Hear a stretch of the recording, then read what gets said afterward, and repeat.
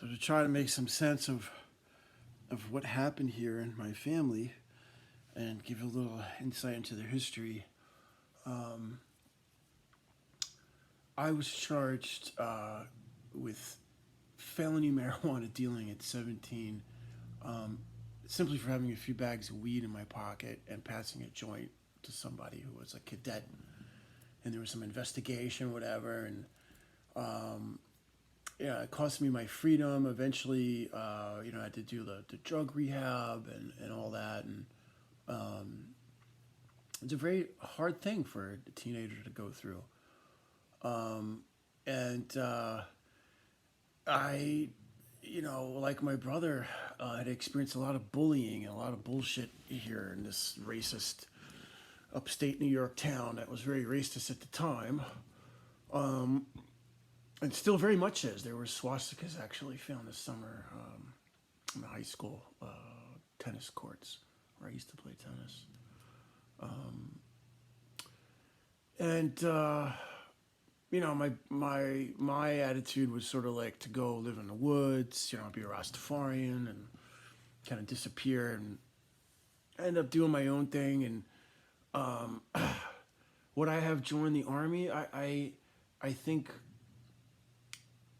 to try to understand, I think that my dad probably wasn't the best role model for my brother. Neither was I. And my brother, the recruiters got a hold of him somehow, and we've had some decorated veterans in our family, Silver Stars and whatnot, and with a long history of service, military service. But I, for one, was around a lot of the bikers that came back with parts of their bodies missing. I was around a lot of Vietnam vets who kind of scared me straight from signing up, and I had seen a lot of violence already, a lot of just senseless things, and didn't find that admiration of killing to be quite that appealing. And I had listened to stories from Germany too as a young man of planes coming down and body parts and on fire, and I heard the story of how my grandmother's Mutti's brother in the Reichsbrigade was sent to go test out an experimental grenade and was killed in the German army at a very young age. And knowing how the military works and how you become just sort of a number, a statistic, and you're forced to obey orders. If someone says go and clear a house filled with suicide bombers who at every turn could just blow themselves up, or go into a minefield and take out some mines while people are sniping at you have to take orders in an otherwise unfair advantage from people who probably barely had a high school education to begin with, or more than a year or two experience than you did on the battlefield. As some of my friends who had survived Afghanistan woke up, shaking Obama's hand at 19, 20-year-old, being the leader of a tank battalion because everyone else got blown up by IEDs that were left to detonate when the ice chunks of ice melted, and seeing images at an early age in an evidence locker of what combat looks like, what shooting looks like, looking at the odds, and having grown up playing like shoot 'em up games with fake guns and kids who became cops and detectives. I saw the odds and how difficult it is to survive and navigate being a soldier unless you're extremely skilled and you have that desire to kill, especially to kill people who've killed innocent women and children without remorse. And I can easily see myself doing that,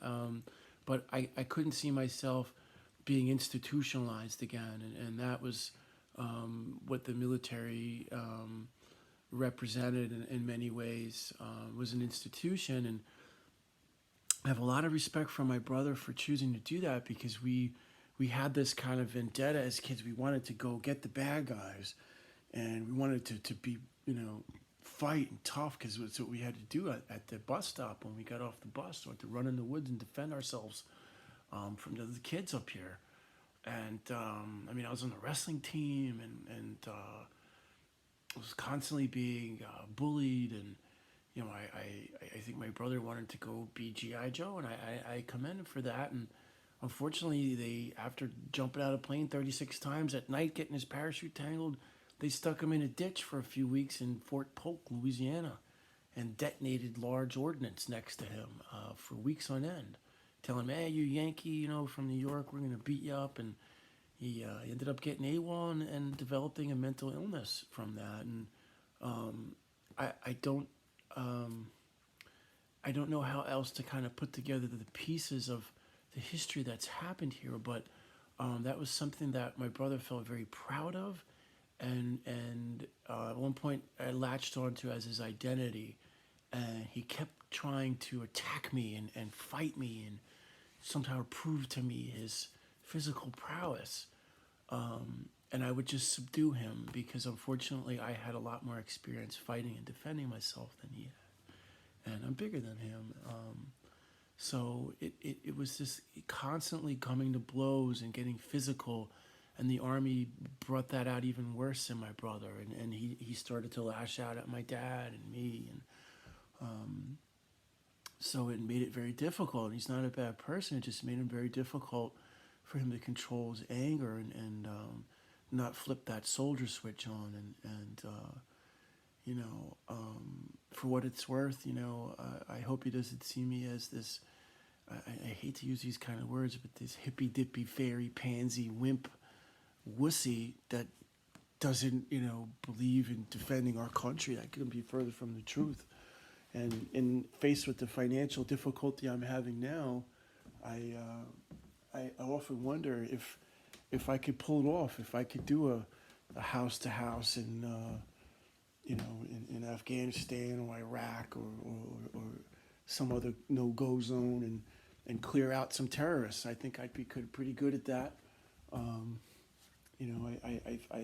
feel like, if the money is right, I wouldn't mind doing a black ops thing right now, and it kind of goes against my spirit to do that, because I just feel like killing and violence, to prevent more violence, while necessary, is still just not the greatest way to go about living your life. Maybe to do it temporarily for a payday, but you have to live with that trauma the rest of your life. And from a lot of experience that I've had from people I've known and worked closely with who've done these kinds of things, who've had multiple kills, who've done some really brave things, they don't seem to want to talk about it, enjoy talking about it, or feel too proud about it, because it is a disgusting thing to kill people, especially those who have it coming to them. And it's a very nerve-wracking thing to be put in a combat situation where people are shooting at you. You're kind of at a disadvantage, and at any point you could go around a corner, somebody could shoot through a wall or blow themselves up. These are the kinds of things that our soldiers have had to deal with, and it's been very hard. Having a brother who's a veteran, try to make sense of his life and his father being sick, and he telling people not to cry, and he left the impression of both of my parents that he wasn't able to empathize and emote, and it's just been a tough thing for me to try to understand the history of what happened here. And I would have loved, instead of gone to jail at 17 and then be stuck in these facilities, in lieu of prison for a plant. I would have much rather, join the Army, but I knew since a young age that they wouldn't accept me in there, and that's it's something very personal that my mother had always told me never to really share with anybody. But I think life is too short now. I'm going to be 50. I'm putting it all out there.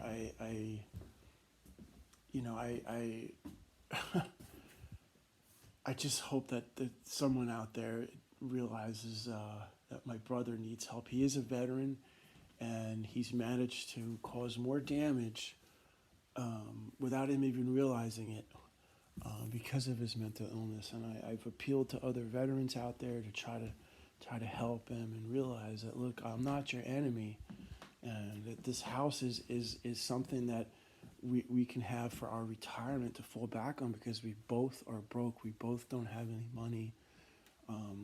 My brother has a high school diploma, and it's tough here in New York, and fame is a weird kind of thing. I mean, there's there's people out there getting famous and making a lot of money,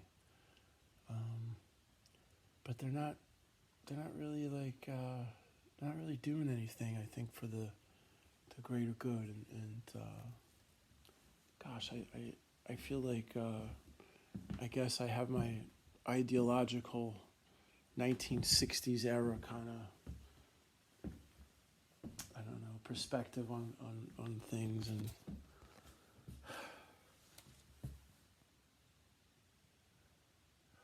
I just feel like a lot of these experiments from the 60s didn't necessarily work, and they were kind of like cop-outs, and people did end up becoming narcissistic junkies and self-absorbed, fat, lazy people who didn't use their fame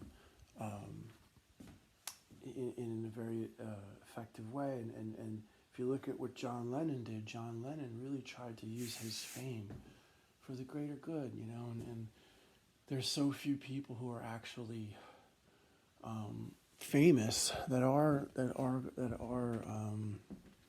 really trying to fundamentally change this planet and the world. And I mean, now if you look at, there's entire countries like Haiti and Yemen where people don't have enough food to eat.